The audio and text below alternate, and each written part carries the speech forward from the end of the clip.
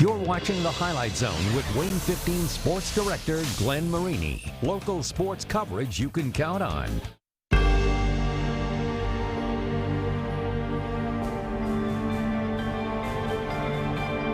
Yeah, I mean, the bell is always in the back of our mind, but we're more focused on being 1-0 every week. We just got to honor them, and we got to play like a team game. Focusing on the game at hand, what happened. At the end of the day, I think it's just discipline. Especially this week, you have to defeat a block and make a play. And that's as simple as you can get it. You know, we tell the guys it goes so fast, so don't lose sight of enjoying the moment.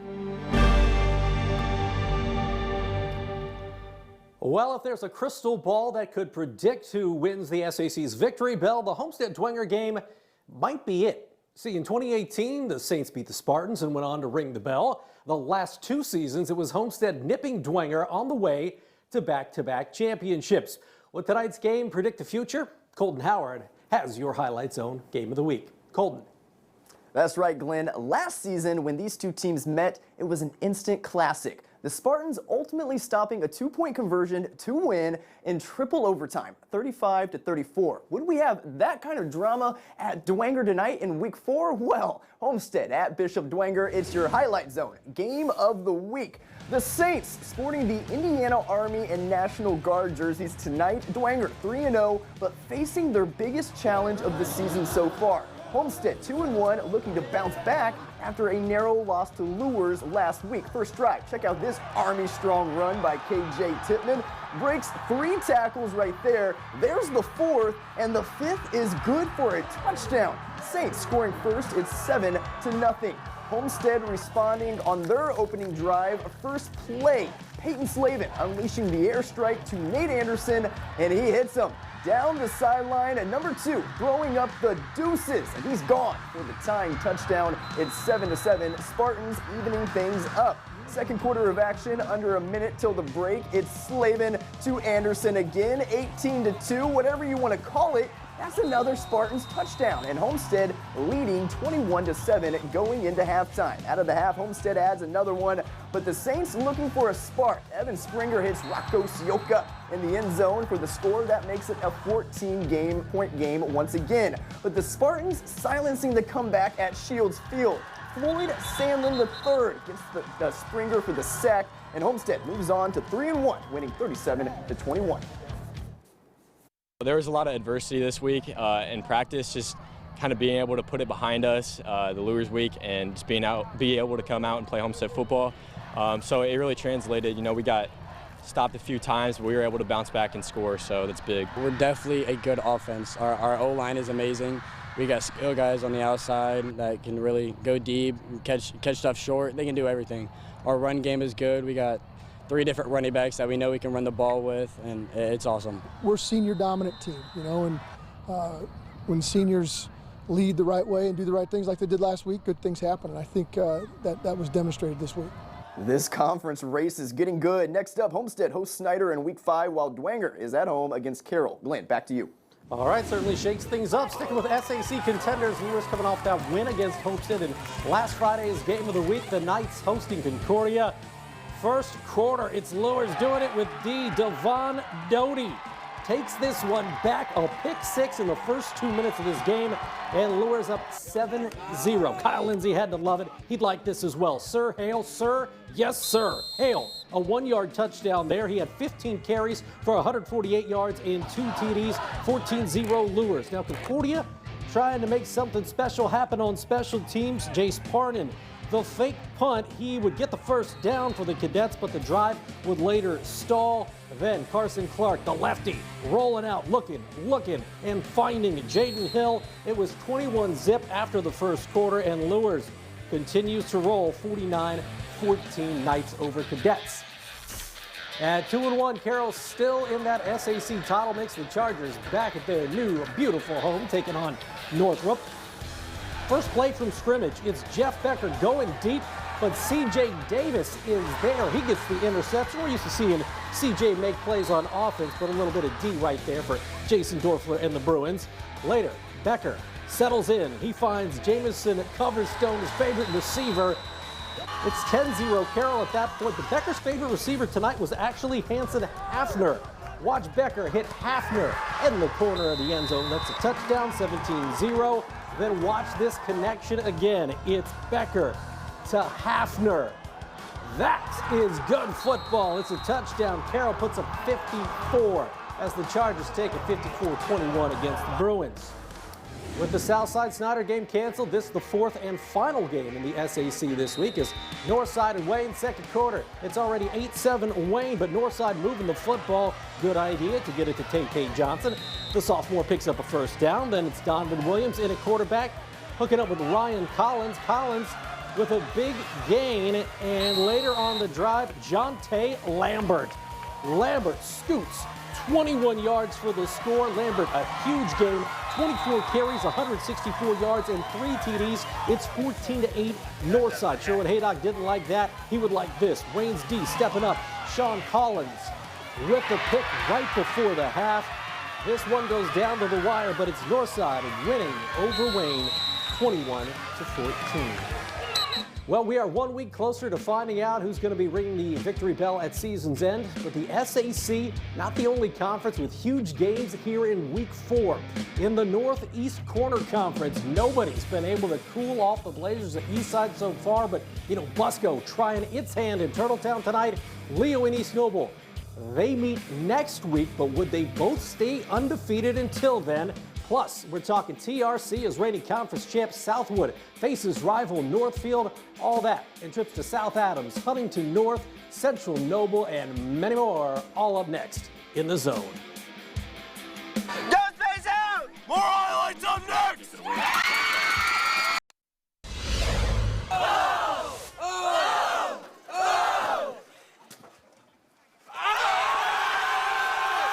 Stay tuned for more Highlight Zone!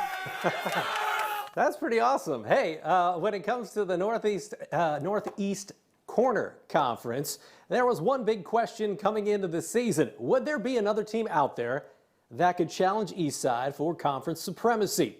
Churubusco trying to do just that. 2A number 6 Eastside and 1A number 13 Churubusco. It was 7-zip Eastside at the half. Third quarter, Laban Davis, he keeps it.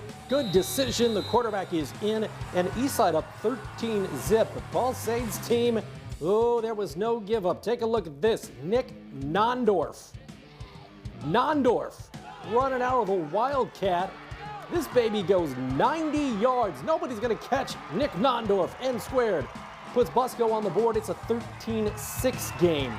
Let's fast forward to the fourth quarter. Davis takes the snap. Wasn't really expecting it, but he makes a lemonade out of lemons. 28 carries, 195 yards, 3 touchdowns for Davis. That one gives Eastside a 20-6 lead. Later in the fourth, though, Busco threatening Wiley Burhoff to who else but Nick Nondorf. It's a touchdown to make it 20-13, but Eastside would eventually run out the clock. This was a good one. It's the Blazers winning it 20-13 at the Eagles. Obviously, we just no matter how tired we are, we gotta finish. That's what we tell each other in the huddle. You got to finish this game. We don't want to lose. Obviously, like I said, it's the biggest rival, and no matter how tired you are, you just got to finish. As a defensive unit, we knew that we had to buckle down, and that's just what we came out there and did. We knew we had to pull out all the stops just to pull out the W. Up in Albion, break up the Cougars. Central Noble coming in 3-0. They took on 2-1 Prairie Heights. This is third quarter. Prairie Heights, 4th and goal from the 1. But Central Noble making plays. That's Lane Norris snuffing out the run, I should say. It's 21-0 Central Noble at that point. Fourth quarter, Tyler Scheisler pitches to Will Hoover. Hoover fighting for the first down, still ball to the Cougars. And then you'll see the Cougars go to the air. Preston Diffendarfer on the receiving end of this strike. That's a touchdown, and Central Noble continues to look good this season. They win it 28-0. Angola and West Noble, both teams looking to find themselves maybe in the hunt for the NECC Big Division crown when it's all said and done. First quarter action. This is the second touchdown of the game for Angola and the second touchdown of the game already for Andre Tagliaferri. It's 14-0 for West Noble. Trying to climb back in it, Seth Pruitt, channeling his inner Brandon Pruitt. Yeah, Seth Pruitt with the touchdown run for the Chargers. Monty Mayhorter's team now on the board. It's 14-7, but Andre Tagliaferri had himself a game. Tyler Call looking for tags, and he hauls it in for another touchdown. Angola goes on to win this one 38-10. In the Northeast state, Leo hosting New Haven. The Lions 3-0 up to third in this week's 4A state poll. And after a safety, it's 2-0 New Haven. Jakar Williams hits Mylan Graham. He's dangerous. It's a touchdown, 8-0 New Haven. But Leo, man, they got so many guys that can run the football, including Mason Sharon. This one goes 80 yards for a touchdown. Sharon had 99 yards on the ground and 2 TDs. Were knotted at 8. Later in the first quarter, how about another one of those many running backs for the Purple Pride? Caden Miller up the middle. Miller had 43 yards on the game and a couple of TDs. It's 22-8 now. And then in the second quarter, they go back to Mason Sharon. Carson Hepner had 101 yards and a score, as well as Leo wins 53-15. So Leo will travel to East Noble next week. That will be your Highlight Zone game of the week. The Knights looking for a tune-up against DeKalb. And guess what? They got it. We're talking Kanan Carrico. Kid has been on fire running the football so far this season. A big gain here early in the first quarter. And East Noble in business, Xander Brazel. He keeps it, and the young QB gets in for the touchdown. 7-0 East Noble. Plenty more where that came from on a big night from Mr. Brazel. He finds Ethan Nichols here, and Nichols cashing in. That's a big first down deep into Barron's territory.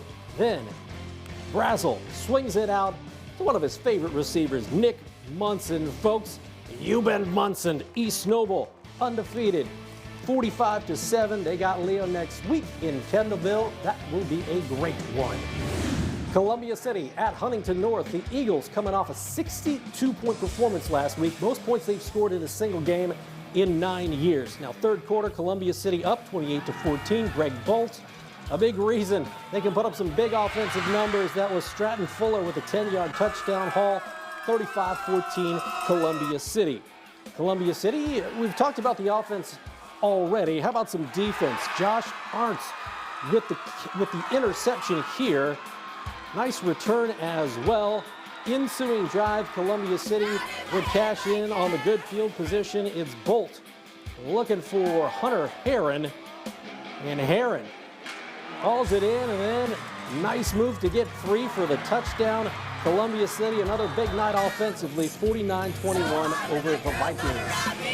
Final stop in the A8, we got Norwell looking to bounce back after a tough loss to Leo last Friday. The Knights ranked 12th in 3A. They were hosting Belmont. Belmont going to the air. John Ullman in the third quarter to Job Hoffman, and that gets Belmont on the board, but it's 28-7. Norwell in the lead. Later in the third, Norwell so good on the ground and pound. Trey Bodenheimer with the touchdown, 35-7 Knights. And then in the fourth, you'll see Norwell go to the air. It's going to be Leighton Bailey. And Bailey looking and finding Klein Neuenschwander. That's a touchdown. Norwell with a bounce-back win this week, 49-7 over Belmont. In the ACAC, undefeated South Adams still ranked #1 in the state's 1A poll as the Starfires hosting a Heritage team coming off a 23-point win last week. They show you they can move the football. That's Kobe Meyer to Ibrahim Williams. He lost him. And then Heritage takes advantage of that great catch. It's Xavier Rogers on the ground. And Heritage goes down to burn and has a 6-zip lead. Well, unfortunately for Casey Colkman and company, that'd be the only touchdown Heritage had on the game. Owen Warner to Hunter Conger. That's a first down. Fast forward to the second quarter, A.J. Dull would get the handoff for Coach Mosier and company. Dull would fumble at the end of this play, but Thomas Murphy, Johnny on the spot, big man would jump on it in the end zone for a touchdown. You gotta love that if you love offensive linemen. South Adams goes on after a slow start to win at 42-6. Woodland back at home this week as the Warriors looking for that first dub of the season, and it wasn't going to be easy against a Bluffton team that hung with South Adams last week. First quarter, though, it is Bluffton doing it. It's Anthony Cruz with the touchdown, and the Tigers stake themselves to a 7-zip lead. But Woodland back on that home turf at Etzler Field, they had something going. Jacob Snyder looking for Austin Stevenson, and he turns upfield 68 yards on the connection after a missed PAT, though the Tigers still up 7-6. Let's fast forward to the second quarter. Lucas Hunt looking for Alec Reif, and he finds him right in your living room for a touchdown. 13-6 Bluffton, but it's now 13-12 when Snyder calls his own number. He had 2 rushing TDs in this game, and Woodland knocks off Bluffton 32-19 Warriors over Tigers. Three Rivers Conference Southwood, the defending TRC champ. The Knights ranked 9th in this week's 1A state poll. They were hosting rival Northfield. First quarter, my man Mo Lloyd looking, and Mo Lloyd finding Cole Weiner. That's a beautiful 33-yard connection for a touchdown, and the Knights up 7-zip. Defense key here for Southwood. They force the fumble as the Knights come up with it and stall a Norse drive. Turnover, ball to Southwood. But Southwood would not be able to hang on to the football here. Eli Crone with the recovery for the Norse, and then it's Jaden Gosher with the touchdown for the Norse, and Northfield goes into Southwood and beats the Knights 20-13. Staying in the TRC, Manchester and Tippy Valley, the Vikings coming in 3-0, ranked 11th in the 3A state poll.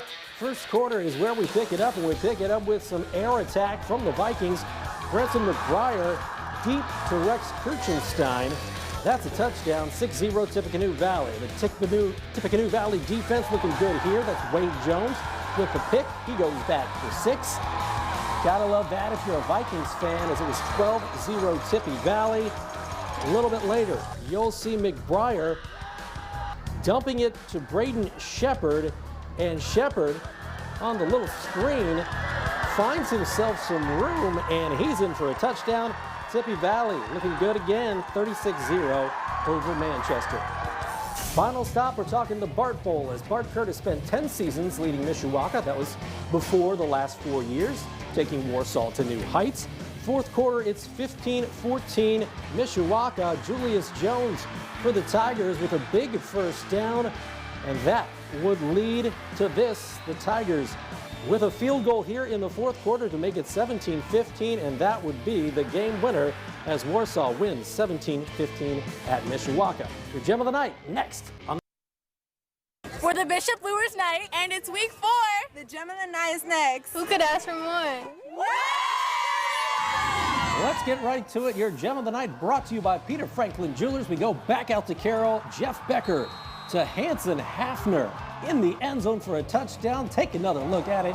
Carroll putting up 54 points, and that is your Peter Franklin Jewelers Gem of the Night. Tune in for week 5. Leo East Noble will be your Highlight Zone Game of the Week. A week from now, we'll be there for Colton on Glen. See you then.